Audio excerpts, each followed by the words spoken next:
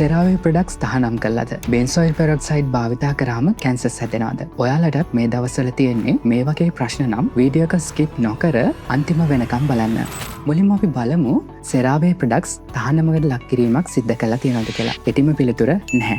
සෙරාවේ brand එකේ කිසිම නිෂ්පාදනයක් FDA එක මගින් තහනම් කිරීමකට ලක් කළා හෝ අනතුරු ඇතිවීමක් සිද්ධ කළා නැහැ. ඒ වගේම තමයි මේ කතා වෙන විදිහට සෙරාවේ බ්‍රෑන්ඩ් එකේ හැම ප්‍රොඩක්ට් එකකම බෙන්සොයිල් පෙරොක්සයිඩ් කියන ඉන්ග්‍රීඩියන්ට් එක ඉන්ක්ලූඩ් වෙන්නේත් නැහැ.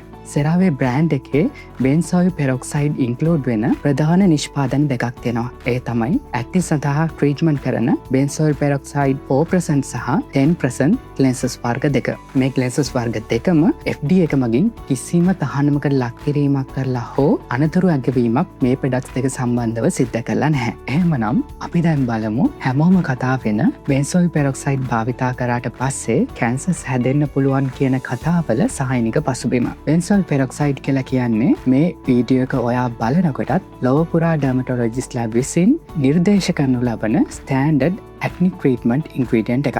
නමුත් 2024-25 කාල සීමාවන් වලදී විවිධ පාර්ශව විසින් විවිධ කරුණු බෙන්සොයිල් පෙරොක්සයිඩ් සම්බන්ධව මතු කරලා තියෙනවා. ඒ අධික උෂ්ණත්වය යටතේ ගබඩා කරනකොට වගේම ස්ථායී නොවන ප්‍රොඩක්ට් වල ඒ වගේම කල් ඉක්ුත් වූ ප්‍රොඩක්ට්ස් වල බෙන්සොයිල් පෙරොක්සයිඩ් කියන ඉන්ග්‍රීඩියන්ට් එක බෙන්සීන් නම් කාසිනෝජෙන් ඒ කියන්නේ කැන්සර්ස් හැදෙන්න පුළුවන් අවදානමක් තියෙන රසායනිකයක් බවට පත්වීමට හැකියාවක් තියෙනවා කියන පර්යේෂණ මතුවීමත් සමග මේ සමගම FDA එක මගින් ප්‍රොඩක්ට් 95ක් භාවිතා කරමින් බෙන්සොයිල් පෙරොක්සයිඩ් ආශ්‍රිත මේ ගැටලුකාරී තත්ත්වයන් පර්යේෂණයට ලක් කිරීමකට විශේෂ පර්යේෂණයක් සිදු කරනවා. ඒ පර්යේෂණයේ ප්‍රතිඵලයක් විදිහට මේ ප්‍රොඩක්ට් 95න් ප්‍රොඩක්ට්ස් 6ක බෙන්සීන් කියන රසායනිකය නිපදවීමට අවදානමක් ඇති නිෂ්පාදන 6ක් රීකෝල් කිරීම සිද්ධ කරනවා. මේ රීකෝල් කරපු ප්‍රොඩක්ට්ස් අතර පළ බහුලව භාවිතා කරන සෙරාවේ,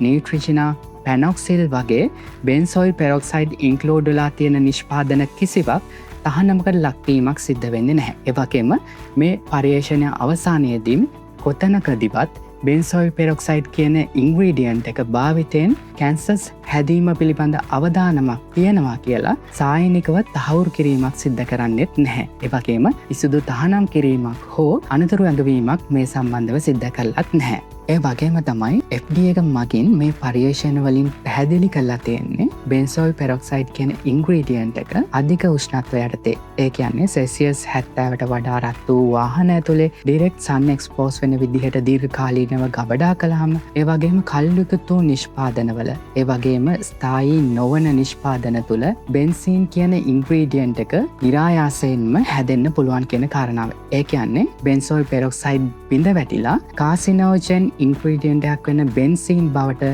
ඉක්මනින්ම පත්වීමේ හැකියාව තියෙනවා කියලයි මේ පර්යේෂණ වලින් පැහැදිලි කරලා තියෙන්නේ. ඒ වගේම තමයි අපි සාමාන්‍ය නිෂ්පාදනයක් මිලදී ගත්තහම ඒ නිෂ්පාදනය ගබඩා කරලා තියන්නේ සාමාන්‍ය කාමර උෂ්ණත්වයේ හිරු එළිය නොවැටෙන විදිහට අඳුරු සිසිල් ස්ථානයකයි. ඒක නිසා ඔයා දැනටමත් බෙන්සොයිල් පෙරොක්සයිඩ් කියන ඉන්ග්‍රීඩියන්ට් එක නිෂ්පාදනයකින් භාවිතා කරන කෙනෙක් නම් ඒ නිෂ්පාදනය FDA එක මගින් රීකෝල් කරපු නිෂ්පාදන 6න් එකක් නොවන නිෂ්පාදනයක් නම් අනවශ්‍ය විදිහට ඒ සම්බන්ධව පියවීමට හේතුවක් නැහැ. ඒ වගේම 2025 දී ඇමරිකාවේ ටෙක්සාස් යුනිවර්සිටි එක මගින් සිදු කරන ලද සායනික අධ්‍යයනකදී දෛනිකව බෙන්සොයිල් පෙරොක්සයිඩ් භාවිතයන් කැන්සර් ඇතිවීමත් අතර සැලකිය යුතු සම්බන්ධතාවයක් නොමැති බව සායනිකව තහවුරු කිරීමක් සිද්ධ කරලා තියෙනවා. ඒ වගේම බෙන්සොයිල් පෙරොක්සයිඩ් ඉන්ග්‍රීඩියන්ට් එක තවදුරටත් ආරක්ෂිතව භාවිතා කරන්න පුළුවන් විදිහේ ඉන්ග්‍රීඩියන්ට් එකක් විදිහටයි මේ සායනික අධ්‍යයනයෙන් පෙන්වා දෙන්නේ. ඒ නිසා